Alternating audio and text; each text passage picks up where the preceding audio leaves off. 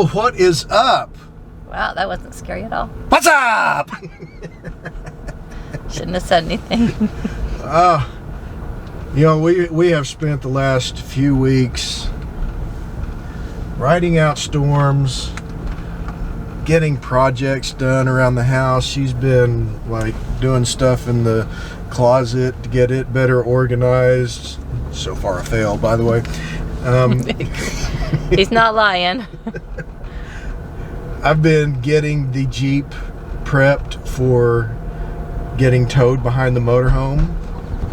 So far a fail, by the way. I'm not done yet. I'm actually in the middle. I'm not done yet either. I am actually in the middle of putting the brake controller on. And actually, you're driving the Jeep right now. Yeah. Well. But that's actually been going better than what I anticipated. It's taking me forever because I'm just slow, but so I think both of us are like well beyond ready to get out and in the camper. Oh, get me in the camper. I mean, road trip. Yeah, please. And I mean that kind of brings up. Yeah, right now we're getting groceries, so this is not a road trip. Yeah. Today we're paying bills, getting groceries, and then back to the house and back to work. Maybe if we don't get distracted. We get distracted a lot. You do have to get in the camper for a little bit. You have to put the cover over the batteries. Yeah, I gotta put the steps back together. So there's our camping experience for the weekend. I've got the battery cable that I need to replace on the house batteries. And there was another project I wanted to do on the motorhome this weekend, but I'm not gonna have enough time, I don't think. Oh, I did camp this week. I slept in the camper this week. Gosh. I went to go to bed in our king-size bed, and he has completely somehow taken over the king-size bed and the pillows and my blankets. So the dogs and I went out and slept in the camper. Yeah, if you came to bed on time. Just saying. So anyway, you know, we've had this discussion a lot. Whoa. Wow. Okay, there's a lot of potholes because we had big snow that Oklahoma doesn't have, and it tore the streets to pieces. Yes, it did. Not that Oklahoma's ever really quick about fixing those busted streets, but yeah. You know, I've got roughly 3 years till retirement, and you know, the original plan when we first started. When we got married. I mean, we've had this dream forever, is to go full time once I retire. And we've had several discussions about it, and we've kind of waffled on full time, most of the time, part time, you know. And really, I think combination of a couple of things, the events that happened over the previous year, and I've been noticing a lot where YouTubers are concerned. A lot of these folks are hitting the road full time, and then anywhere between 2 and 5 years later, they're like, we really want a home base. And some of them even just give up altogether, you know. Oh yeah, we're gonna hit the road again soon. Yeah, these folks, you know, well, you know, they'll hit the road again soon, and then they kind of get addicted to that home life, and they hadn't hit the road in quite a long time. And I'm sure part of it is the COVID-19 stuff, but and trying to find a place to camp. Yeah. You can't just wing it. Like, I mean, full-timers. Yeah, I've been on the road. I have been seeing a lot here lately with people full-timing, and I know there's a couple of you that watch this channel, so, you know, make a comment below. Let us know how it's going with you. Are you having to plan more often? Yeah, that would suck, having to plan. Ugh. Yeah. But, you know, these people going back to the sticks and bricks, whether it's full-time in the sticks and bricks or just having a home base. That's led us to this line of thinking. And we, granted, still got 3 years to change our mind, which we're pretty good at changing our minds, but... You guys probably already realized that. Yeah. But I think we're talking more along the lines of most of the timing it. So whether that entails keeping our current home, which right now we're living like we're keeping our current home. We've got kitchen cabinets we're wanting to replace and some other items to shed in the back. But who knows, we may decide to sell it and, buy an acreage out in the middle of nowhere. Well, either way, we're going to be in it at least another year or so. Yeah, we're going to be 1 there to 3 years. Yeah, so exactly. Sorry. Woo! Woo! But you're making them dizzy. So, it'll be a most of the time thing that we're in the RV from what we're considering right now, because we want to go to Colorado when there's snow on the ground. We want to go to Florida when there's snow on the ground here. There's so many places we want to go and experience different times of year. For the most part, you can probably figure football season will be close to home or at the house. One thing that's kind of changed up our thinking of full-time is our oldest 3 grandchildren lived in China when we were thinking about this, and we got 2 new grandchildren that live here, and it's kind of rough thinking about being away from them all the time, especially when they're very close. Yeah, and I have seen that with some of the YouTubers, where that's one of the things that they miss the most is their family. And the oldest 3 are back now too, so now we got 5 here. Just having a place to come back to, if there's when there's another pandemic that rolls through and everything gets so restricted, you be quiet. No more pandemics. we have a place to go to. If a major maintenance item is needed on the motorhome, we have a place to go to.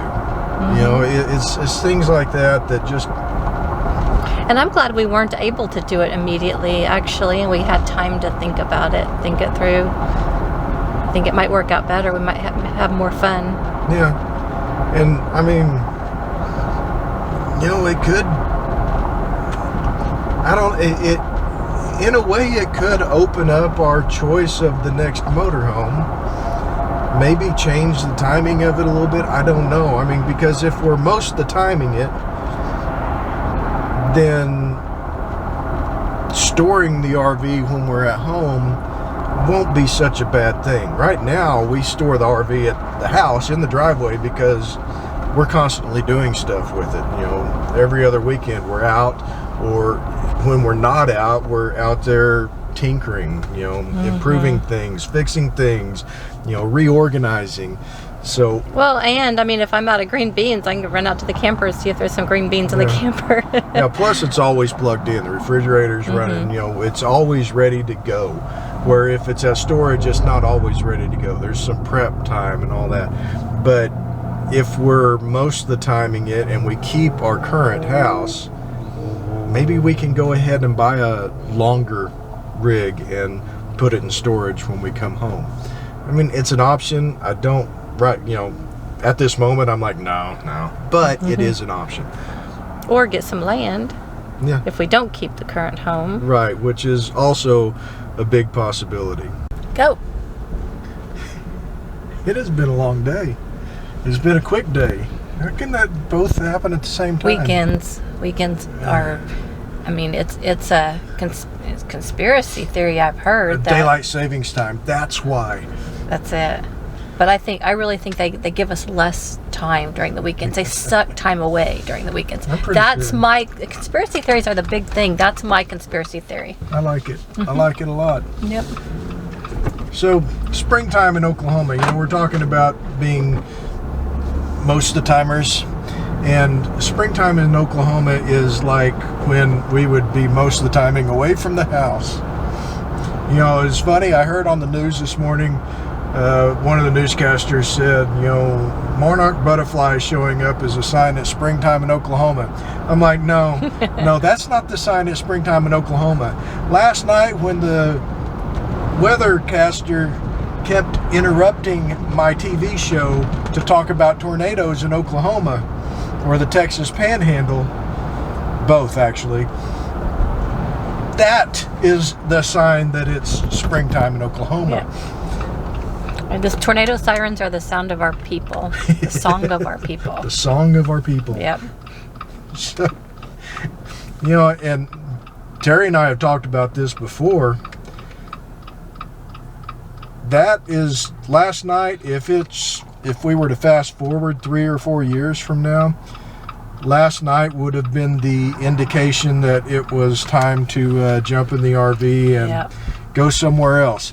Now, don't take this as fear. It's not a fear of tornadoes. Oh, it's just much more relaxing to not be here. Tornadoes for Oklahomans are just stressful. Mm-hmm. I mean, you got the big ones like, what went through Moore a few years ago. By the way, we watched that one on the Weather Channel in Florida. We watched it completely take out our friend's house. Yes, a very good friend of mine lost his house. I mean, I'm sure a lot of his stuff ended up in Kansas. It was bad.